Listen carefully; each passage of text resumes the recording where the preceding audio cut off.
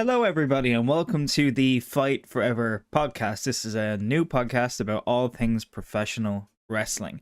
We'll primarily be focusing on AEW mostly, and we'll be talking a bit about New Japan Pro Wrestling, and we'll talk a bit about WWE, Impact, Ring of Honor. Don't worry, if you think, what the fuck is this? They're just going to bore me to death once a week. Don't worry, that'll be 4 times a week, 5 times if there's an event. So let me give you the lowdown. So, we'll mostly be talking about AEW. That's because I watch AEW mostly. We'll sometimes be discussing New Japan or WWE in detail. And any news stories regarding professional wrestling we'll cover if they're worth covering.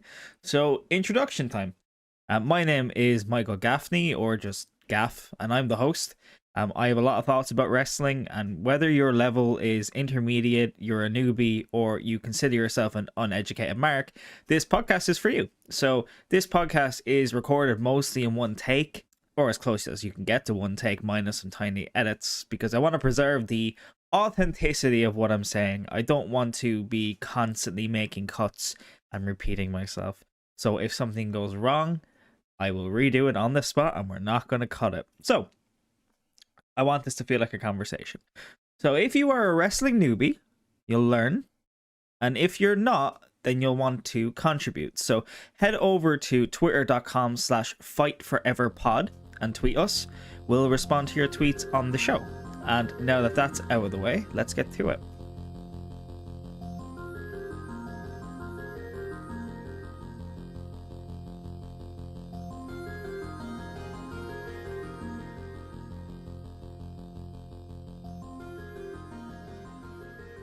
So I'm recording this on Friday, the 24th of June, 2022. And this Sunday is AEW and New Japan Pro Wrestling's Forbidden Door pay-per-view. I'm very excited for this, as you can imagine.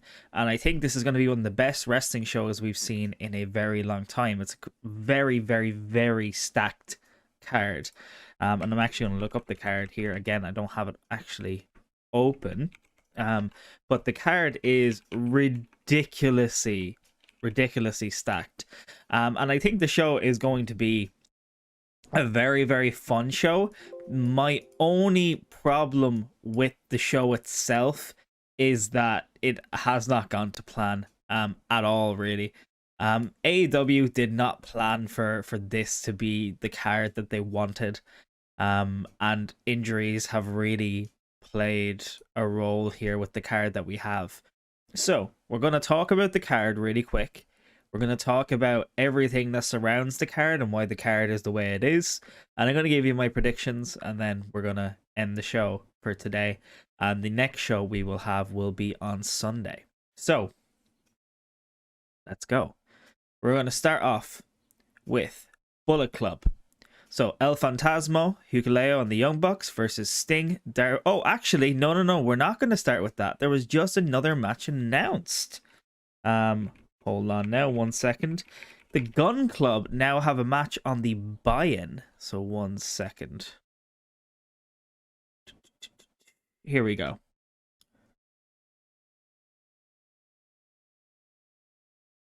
So it's going to be the Gun Club and Max Caster versus the New Japan Pro Wrestling Dojo, which is the KD or the DKC, Kevin Knight, Alex Coughlin, and Yuya Yumura. I'm gonna guess that's how that's pronounced. There's gonna be a lot of rough pronunciations in this podcast. So that match, the New Japan Pro Wrestling Dojo don't necessarily need to go over, and AEW are building up the Gun Club and Max Caster. They're getting a lot of TV time and people find them incredibly entertaining. So I don't know if this match is going to be necessarily a comedy match or anything like that, because while the Gun Club and the Acclaimed they're all good wrestlers and they all put on good performances and good matches, they're primarily a comedy act at the moment, and they provide a lot of comedic relief. But when you're up against the New Japan Pro Wrestling Dojo, you're going to imagine that on a show like Forbidden Door against 4 very good wrestlers, they're going to have a good match. So I'm going to guess that the Gun Club and Max Caster are going to go over here and going to win the match. But yeah, we'll talk more about the rest of the card and my predictions in a while. I just wanted to throw that in there because it's not part of the main card. So going on to the main card, we're going to go through this card. So the Bullet Club, El Fantasma, Hikuleo, and the Young Bucks versus Sting, Darby Allin, Shingo Takagi, and Hiromu Takahashi. I'll be honest, I don't really know a whole lot about Shingo or Takahashi. I know of them. I've seen some matches in New Japan of them. I've only recently got into New Japan. When it comes to the Young Bucks and it comes to Bullet Club, I think that this is a very smart decision. The only issue I have with the match itself is it was it was announced by Darby Allin in a promo that was about 2 minutes long, even less than that, on Dynamite. And while you do have some very good wrestlers there, and you do have an icon, literally, and you do have the AEW Tag Team Champions there, I don't really understand why this match was made as such a throwaway match. We'll go more into that in a while. Thunder Rosa versus Toni Storm for the AEW Women's Championship. So New Japan Pro Wrestling do not have a women's division, so it makes sense that they need to have a women's match on the show. So this is the only match on the entire show that doesn't have a New Japan Pro Wrestling star involved in it. Now, personally, I wouldn't have put this card on the show, but I understand why it's there. It feels like Toni Storm is going to win because of Thunder Rosa's a bit lackluster reign, I suppose. So I think that they're just trying to have that happen on the biggest show possible. So I think that's why that's there. So we have FTR versus the United Empire versus Roppongi Vice. And I genuinely believe that this could be the match of the night. And that's saying something. Because FTR are on top of the world right now. The United Empire have looked phenomenal on Dynamite, but have put their opponents over, rather, twice.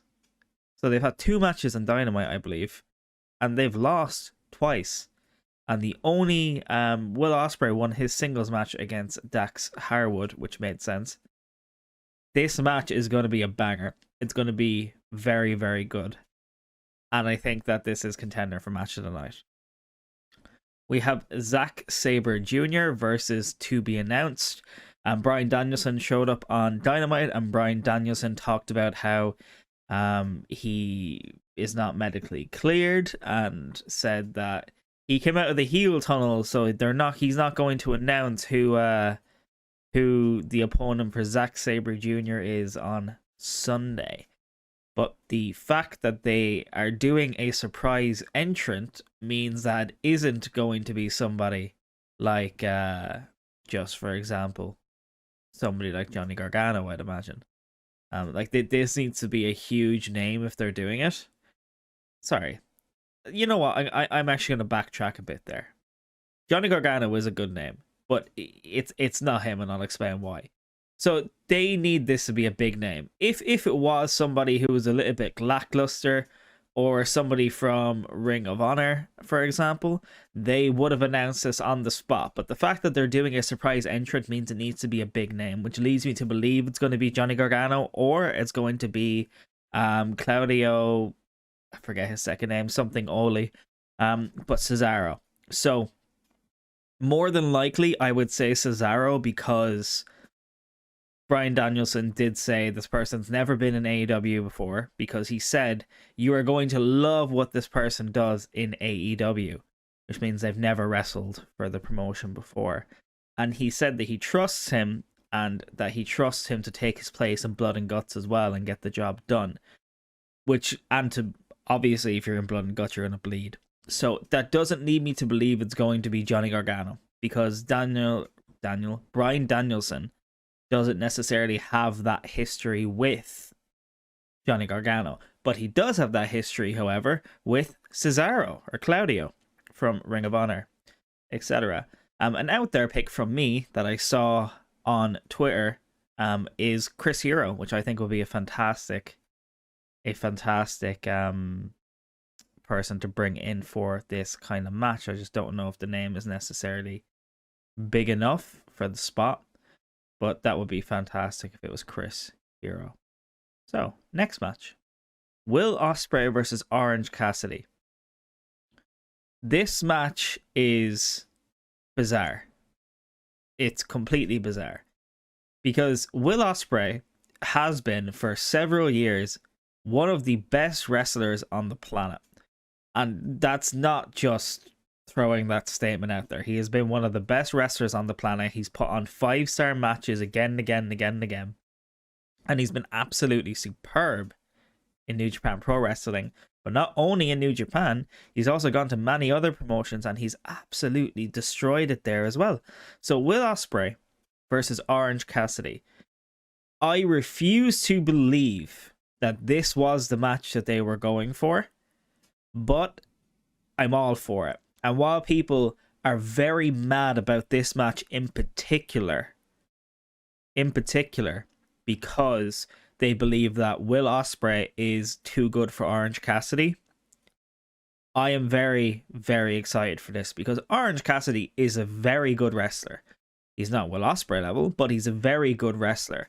And if you're a very good wrestler going up against one of the all-time greats, you're going to put on a good match. So I think while people are very annoyed about this, I think this is going to surprise people. And I think this, just like FTR versus United Empire and Roppongi Vice, could be up for match of the night. I think this match is going to be superb. And I think that you're going to see a lot of not high-flying action per se, but a lot of fast-paced action that we're used to seeing from somebody like Will Ospreay or Orange Cassidy. Next match. Chris Jericho, Sammy Guevara, and Minoru Suzuki versus Eddie Kingston, Wheeler Yuta, and Shota Umino. So, I think that this match is... This was also just thrown out there. It didn't really make much sense. Jericho just announced it out of nowhere, mid-promo on Dynamite, and it didn't really make much sense why this happened. I don't really understand it, especially with Blood and Guts coming up on Wednesday. It just seems like this match is the lesser match of the two because they're building up Blood and Guts so much, and I feel like this was thrown together just because they needed to get them on the card somehow. So Blood and Guts is going to be the main match out of these two, so I would imagine this is going to be a good wrestling match, but this is going to be a relatively quick match. And now we have the All Atlantic Championship. We have Pac versus Miro versus Malachi Black versus Clark Connors, who replaced Ishii because Ishii has an injury. And this match is also going to be a good match. It has 4 very good wrestlers. But I think we all know the winner, unfortunately, is probably going to be Miro, more than likely, considering he's just returned. He's straight onto the scene. It makes sense for him to have this championship. Malachi Black doesn't necessarily need the championship. Pac just consistently gets screwed over, unfortunately, and just doesn't win championships. Clark Connors, he was thrown in last second, so I don't see him winning it, so it's probably going to be Miro. But the reason why I'm bringing this up is because when it comes to the All-Atlantic Championship, it's a title that's going to be defended in other promotions. That's the whole point of the championship, whether you think that's the point or not. They want this to be defended in New Japan Pro Wrestling. They want this to be defended in Rev Pro. They want this to be defended all over the world. That's the whole point of the championship. So it makes sense to have a champion who is going to travel with the championship. Now, personally, I would have had Wheeler Yuta in this match because Wheeler Yuta he does travel a lot. And it would have made sense to have him in the match and potentially win it because Pac does travel. Miro doesn't necessarily travel. Malachi Black doesn't necessarily travel, and Clark Connors I'm not sure about. So it does make sense for Pac to win this championship, but it's probably going to be Miro.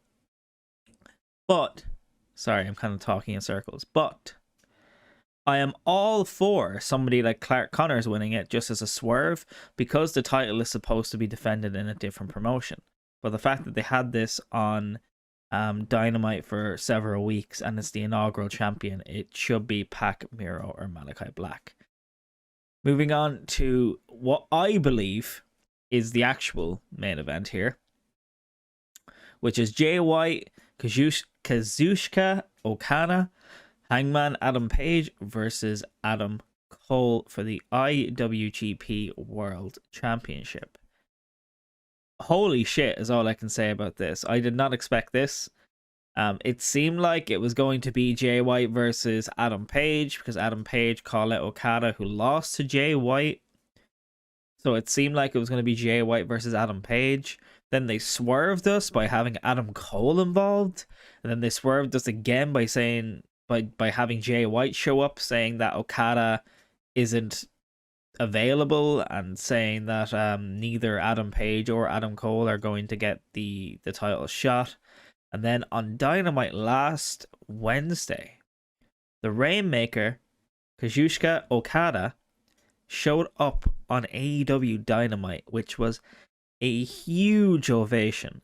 The last time he was on American television, if I'm not mistaken, was 2015 for Ring of Honor. So it's a long time since he's been on US television.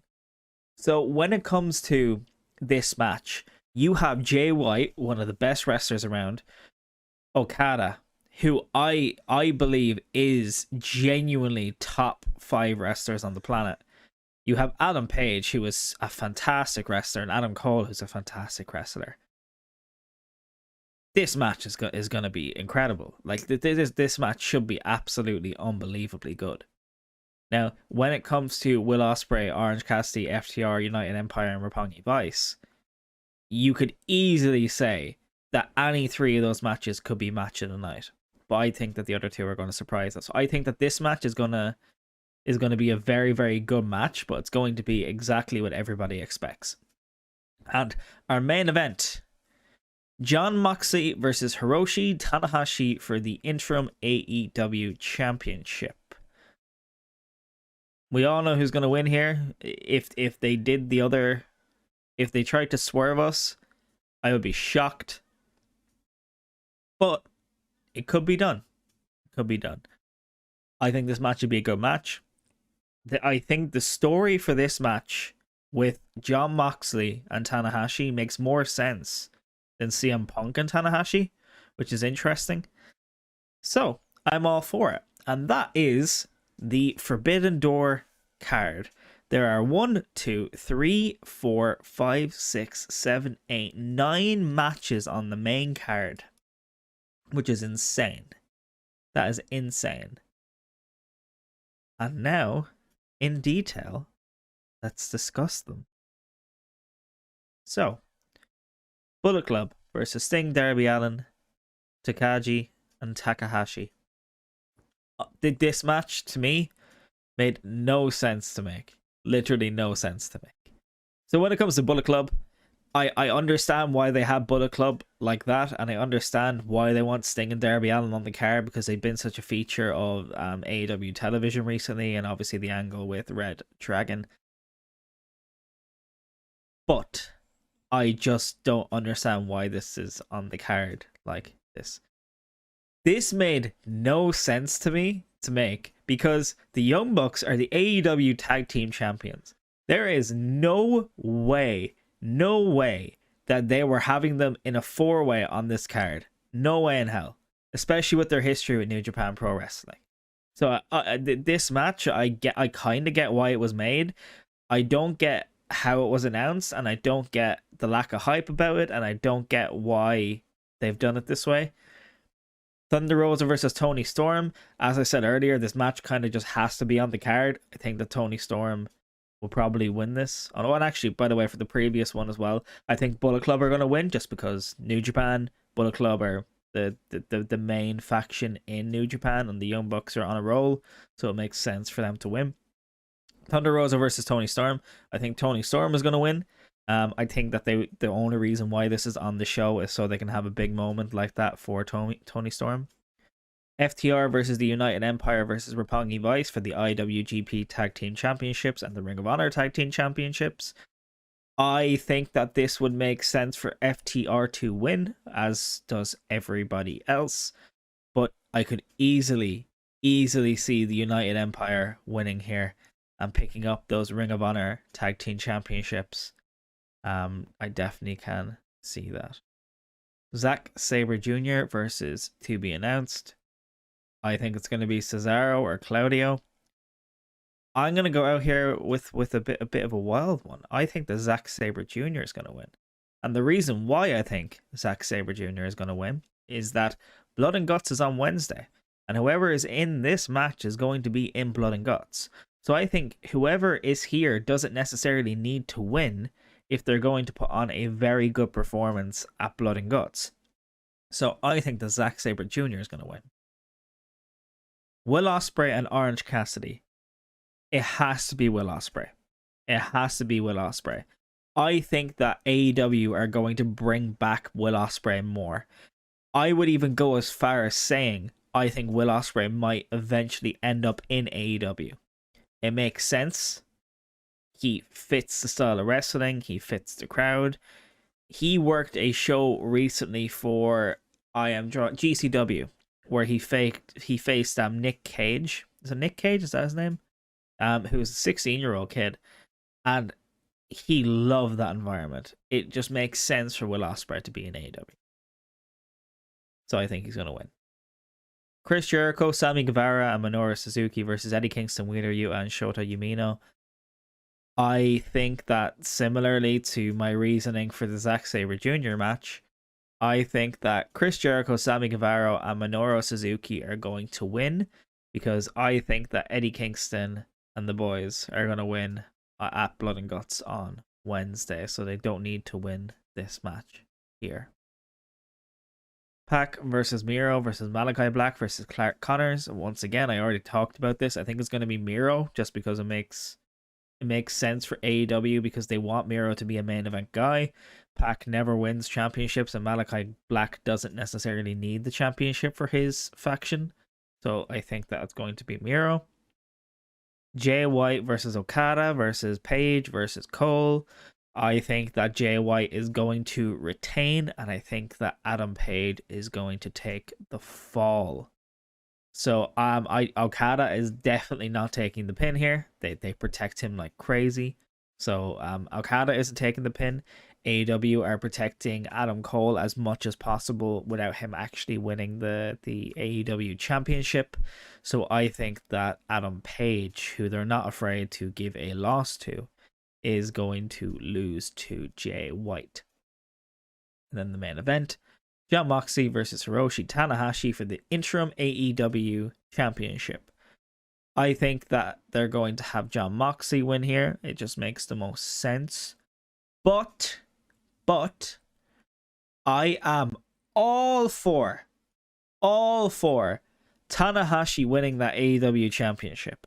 Now, unfortunately, if you are very into wrestling, you probably know that Tanahashi is going to be scheduled for all of July for New Japan. So unless AEW are fine with not having their championship on television for all of July, it doesn't make much sense to have Tanahashi winning this. And also with this event, I understand that they needed to get both AEW and New Japan's pay-per-views out of the way. But this show was not announced with enough notice. They needed to have this match after the G1, I believe is what's in July. They needed to have this match after that. Because it just kind of makes it a bit predictable. I can't see them not having the AEW championship on television for a month. It just doesn't make much sense. Now, I will go out there and say, now that we've discussed all of the matches and all of the results, there's a lot of politics and injuries at play with this card. This is not the card people wanted. Now, from the very beginning, from the very, very beginning, we knew this was not going to be the card that everybody wanted, because Tony Khan said that they want this to be a yearly event.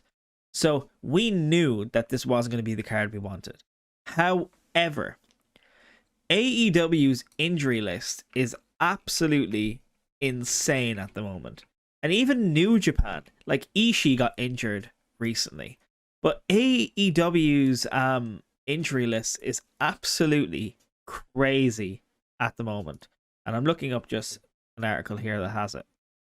So, here we go. So, just a few. You have CM Punk, Bryan Danielson, Adam Cole, Red Velvet, The Bunny, Anthony Bowens, Buddy Matthews, Kenny Omega, Darius Martin, and more. Kyle O'Reilly is now out, which is crazy.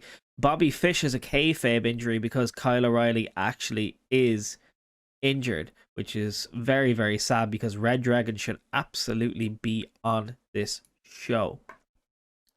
There are so many injuries at play that they've had to change so many matches here.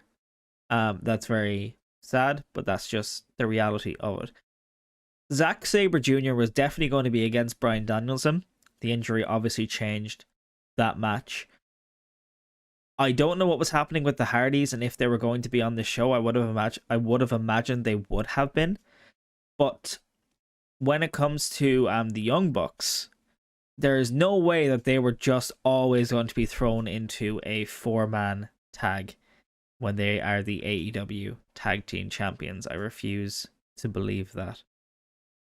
Will Ospreay and Orange Cassidy, as I said before, there's no way in hell that this was the announced match, the planned match. Will Ospreay is one of the best wrestlers on the planet, as I said. There is no way that this was the match that they wanted to go for him. There's just no way. It's a sad thing with Will Ospreay because I genuinely think the match is going to be incredible. But unfortunately, it's not the match that everybody wanted. I think that Will Ospreay versus somebody like Adam Cole, well, or even Hangman Adam Page, probably would have been the original match. But that's not how it worked out. We have the All Atlantic Championship. Clark Connors, it has replaced Ishii, who picked up an injury in the match with Clark Connors. So there's another injury there. We have Jay White versus Okada versus Page versus Cole. I don't think that this was the original match either. I don't think Okada was on this card at all. And I think they needed to add him last second because it just wasn't working the way that they wanted it to. Jay White, week 1, said Okada ain't here. And if you were going for a triple threat, it would have had a lot of hype around it anyway, but adding Okada is massive to that. And I don't think Okada was initially part of the plan because he, I believe, recently had a child, and all the rumors were saying that he was not going to be there. So I think that injuries also affected this match. I think this original match would have been a one-on-one match, and Okada would not have been in it. I believe that this probably would have been Jay White versus Adam Page, if I had to guess. Jon Moxley versus Tanahashi. This is supposed to be Punk versus Tanahashi, obviously. So you have over half this card that's affected by injuries, which is nuts for a pay-per-view card. So there's a lot of politics at play here as well. So when it comes to New Japan are going to want to have some of their guys put over, and AEW are going to want to have some of their guys put over. So when it comes to, for example, Bullet Club versus Sting, Darby Allin, Tagaji, and Takahashi, I can't see AEW having any issue with Bullet Club winning. With Thunder Rose and Tony Storm, it's a completely AEW match, so they win either way. FTR versus the United Empire. This is interesting. FTR want to wrestle in New Japan Pro Wrestling. They want to wrestle around the world. Due to this, I don't think that New Japan are going to have a problem with dropping their IWGP title, I don't think they're going to have a problem with dropping it to FTR. However, if you're protecting Will Ospreay, you surely want the United Empire to have titles. But, once again, the United Empire have lost on television for several weeks now. So it would make sense for FTR to win. I'm not completely excluding or putting out of my mind Roppongi Vice winning this, but I just think it's unlikely. I think this match has to be FTR. It makes sense. They're on a very good roll. They're one of the best tag teams in the world, and it makes sense to have them defending the championships in New Japan. It builds them up in Japan, it builds them up in AEW, it builds them up as the best tag team in the world. Having all 3 titles, or 2 titles, and then going for the 3rd titles, would be the way to go. Zack Sabre Jr. versus To Be Announced. I think this has to be Zack Sabre Jr. I think he has to win this. It doesn't make sense for the other person to win this. I know it's a debut match, but he has to win. This is one of the best technical wrestlers on the planet. He has to win this match. Will Ospreay versus Orange Cassidy. As I said earlier, Will Ospreay is one of the best wrestlers on the planet as well. He needs to win this match. He needs to win this match. It needs to be a good match. He needs to win this match. He needs to go over. So, Chris Jericho, Sammy Guevara, Minoru Suzuki versus Kingston, Wheeler Yuta, and Shota Umino. I think that Kingston, Yuta, and Shota are going to lose here. I think that Chris Jericho, Sammy Guevara, and Minoru Suzuki are going to win. This just makes sense to me. That Kingston's going to win on Wednesday, so this just makes sense. Pac versus Miro versus Malachi Black versus Clark Connors. Once again, the inaugural champion. I think it makes sense for Miro to win here. JY versus Okada versus Page versus Cole. I think that it makes sense for JY to retain, considering his climb up the ladder and finally beating Okada. Keep this in mind. Okada doesn't lose often, so to actually beat Okada and to win the championship, it wouldn't make sense to lose it straight away. And then Moxley and Tanahashi, it makes sense for Tanahashi to lose here. So like when it comes to politics, they're gonna want their guy to win their IWGP title. When I say their guy, New Japan are gonna want to have their guy retain the title. AEW are gonna want to have their guy retain the title. AEW are gonna want to have the inaugural champion for the All Atlantic Championship. AEW are building up the show on Wednesday, so they're not gonna mind Eddie Kingston losing.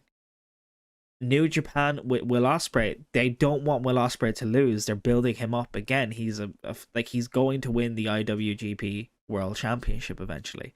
Like, even him having a feud with Jay White now would be insane. Zack Sabre Jr., he's one of the best technical wrestlers on the planet. They're not going to want him to lose to somebody who's just randomly debuting because Bryan Danielson can't be there. Like, there's so much politics at play here that you can kind of guess the way a lot of the matches are going to go. However, there could be some swerves. For example, if Tanahashi were to win the interim AEW championship, more than likely somebody from AEW is going to win the IWGP championship. And these are the things you have to take into account. Or even with the All Atlantic Championship, if Clark Connors wins it, then shows up on Dynamite to defend it, it's going to put a lot of spotlight on those titles. If, for example, the United Empire were going to win the Ring of Honor Tag Team Championships, that would obviously be very good for New Japan Pro Wrestling, but that's not going to be good for AEW. These are all the politics you need to take into account. So when it comes to this show, this is incredibly stacked. Like, people, I can't understand the people who are unhappy with this. This card is insanely good. The only issue for me, personally, is I know there are obviously injuries and wrestlers excluded here. But the only issue for me is that Will Ospreay isn't against somebody like Adam Cole, which would have been a way better match in my opinion. But that's the only issue that I have, really. Like, they were initially going to exclude Okada, and Okada is here. So this card looks absolutely insane. And it's live from Chicago, Illinois. So the crowd is going to be so up for this. You have debuts. You have an incredibly stacked card. You have one of the best wrestling shows that's ever going to exist ever right here. You're going to have title changes. You're going to have the main event level matches that you expect on a card like this. It has everything. It has everything. I am looking forward to this show so much. It is insane. I think the show is going to be very good. I think the people who are mad about this are mad just for the sake of being mad, and they're not actually thinking about the bigger picture here. There is going to be a Forbidden Door next year. I would have doubled down and tripled down that Okada would not have been here. Do you know why? Because Kenny Omega ain't here. And the match that makes the most sense to have at next year's show is Okada versus Omega, winner take all. And that is probably going to be the main event next year. If not next year, it'll be the year after. It makes sense that this is the card. With the amount of injuries that have been at play here that AEW have never had to deal with before, and with the level of wrestling that's going to be on display, there is no problem with this card. This is a very good card. Very good card. And specifically going back to Will Ospreay and Orange Cassidy, because that's the match that everybody's pissed off about. It's gonna be a good match. It's gonna be a very good match. There's no need to be mad about this. It's going to be a very, very good match. Don't worry. Even if you saw it on Dynamite, they looked very good together. Very good together. Don't worry. It's going to be a good match. Plus, if it's not a good match, there's 8 other matches on the card that are going to be good. So don't worry. It's okay. So, Sunday, June 26th, 2022. Forbidden Door, AEW. You are going to see a fantastic wrestling show live on Bleacher Report and Fight.tv. I'd recommend watching it even if you are a lapsed wrestling fan. If you are based in the US and you're listening to this for whatever reason just before the show, unfortunately, it's like $50 for the pay-per-view over there. But if you're in the UK, Ireland, or Europe, it's €20 or £20. Fantastic value for what you're getting. If you love professional wrestling and you're not constantly going on Twitter being angry about WWE storylines, you will enjoy this show. Because this is not going to be a storyline show. This is going to be a wrestling show. And you are going to see some fantastic matches because everybody on this card understands that this is going to be the largest gate in US history besides a WWE show. There's a lot riding on this. In the coming years, there's a lot riding on this. It's going to be a good show. So, this has been the Fight Forever podcast. Twitter.com/FightForeverPod. Tweet me. Let me know what's going on. First episode down. Peace.